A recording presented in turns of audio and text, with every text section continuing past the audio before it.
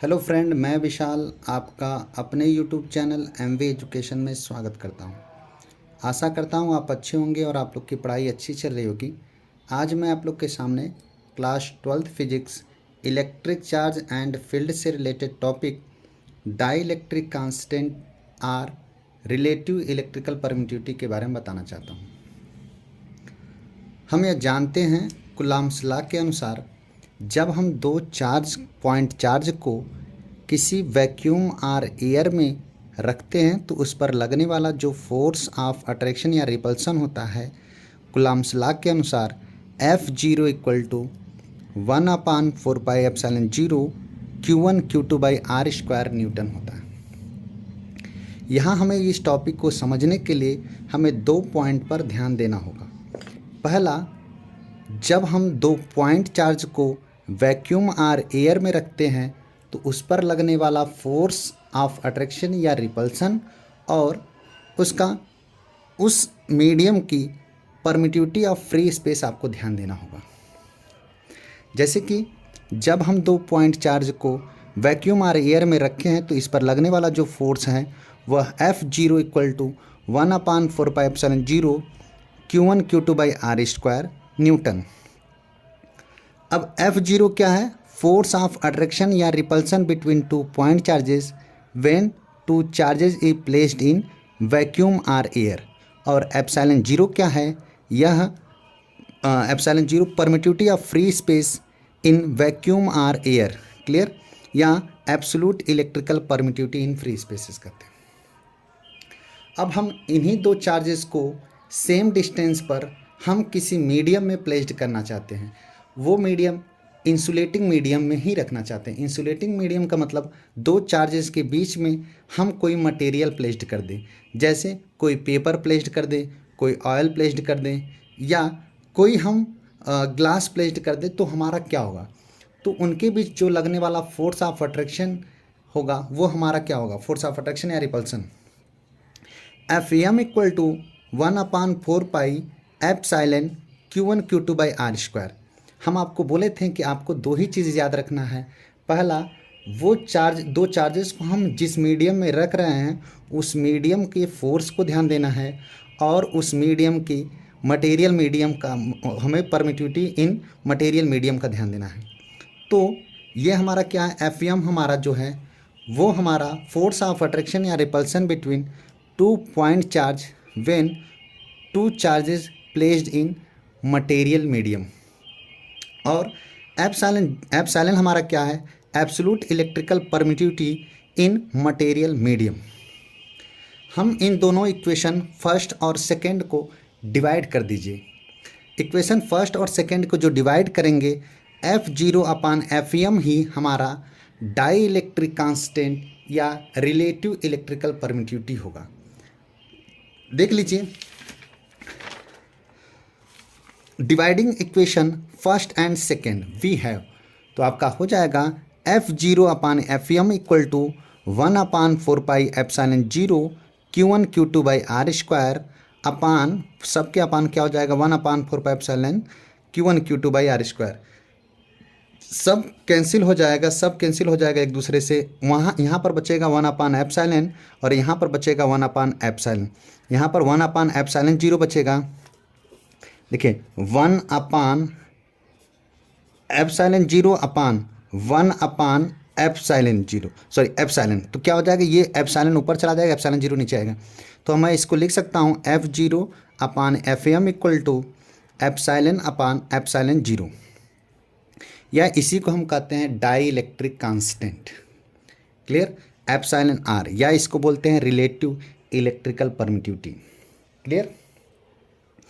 अब देखिए, where K is dimensionless constant it is called dielectric constant या relative electrical permittivity.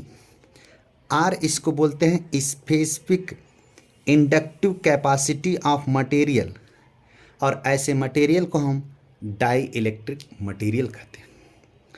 अब आपको बताया गया था F0 और Fm क्या है, और एप्सिलॉन और ε0 क्या है।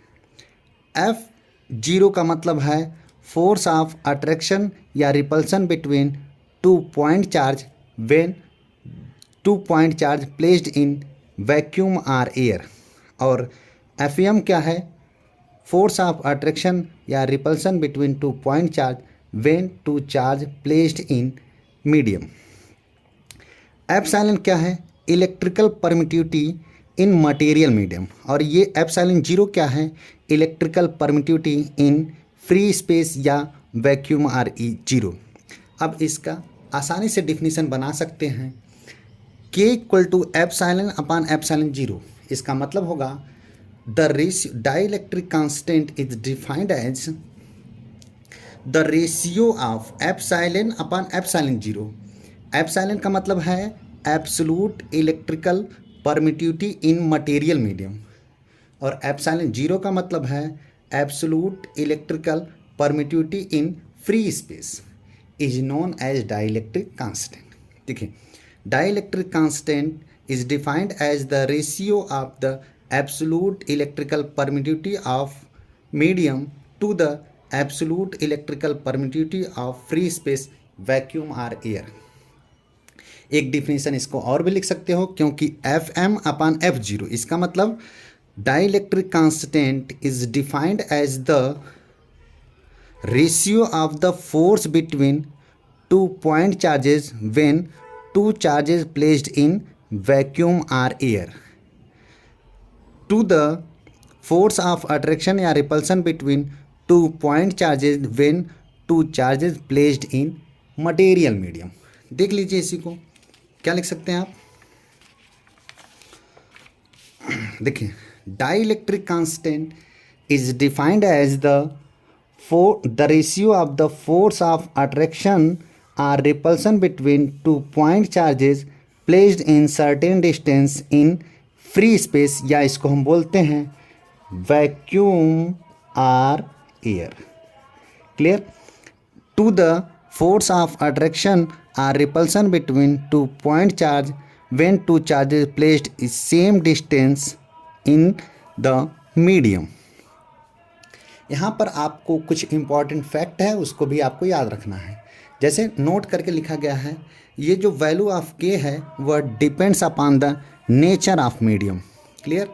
अब यह सभी मीडियम के लिए अलग अलग के का वैल्यू होता है, मतलब डाइलेक्ट्रिक कांस्टेंट का जो वैल्यू होता है वो अलग अलग होता है। जैसे वैक्यूम आर एयर के लिए वैक्यूम के लिए के का वैल्यू जो होता है वह 1 होता है। एयर के लिए जो के का वैल्यू होता है वह 1.006 होता है।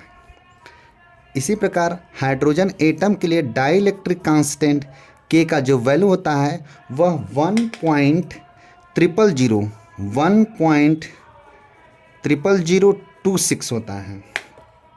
ग्लास के लिए के का वैल्यू 3 से 4 होता है। माइका के लिए के का वैल्यू 3 to 6 होता है। वाटर के लिए के का वैल्यू आपका 81 होता है। अब आपको यहाँ पर एक बात समझना है, के बराबर आपने पढ़ा है एप्सिलॉन अपान एप्सिलॉन जीरो, तो दिस इम्प्लाइज दैट आप यह लिख सकते हैं एप्सिलॉन इक्वल टू के एप्सिलॉन जीरो। अब अभी आपने एक मटेरियल मीडियम के लिए फार्मूला लिखा था, फोर्स ऑफ अट्रैक्शन या repulsion between 2 point charges when 2 charges placed in material medium. तो एफ एम इक्वल टू आपने फार्मूला लिखा था 1/4 pi epsilon Q1 Q2 upon R square. अब एप्सिलॉन के स्थान पर यह रख सकते हैं, इसको आप लिख सकते हैं 1/4 पाई एप्सिलॉन जीरो इंटू के Q1 Q2 upon R square.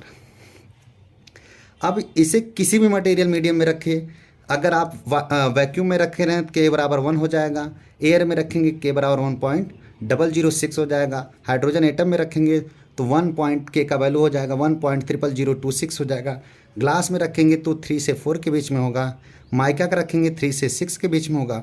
Water में अगर 2 पॉइंट चार्जेस को आप वाटर में रख दे रहे हैं तो के का वैल्यू आपका क्या हो जाएगा 81 हो जाएगा। आप ऐसे भी लिख सकते हैं इसको, एफ एम बराबर आप लिख सकते हैं F0 अपान के। जैसा कि आपको अभी पढ़ाया गया है। ठीक है, के बराबर आपने क्या पढ़ा है, के बराबर आपने यही पढ़ा है F0/FM। क्लियर? अगर नहीं समझ आ रहा तो एक बार आप खुद देख लीजिए, ये देखिए ऊपर आपको लिखा गया है। ठीक है, अगर आपको ये वीडियो थोड़ा सा इन्फॉर्मेटिव लगा है तो हमारे वीडियो को लाइक करें और हमारे चैनल को सब्सक्राइब करें। Thank you for watching this video.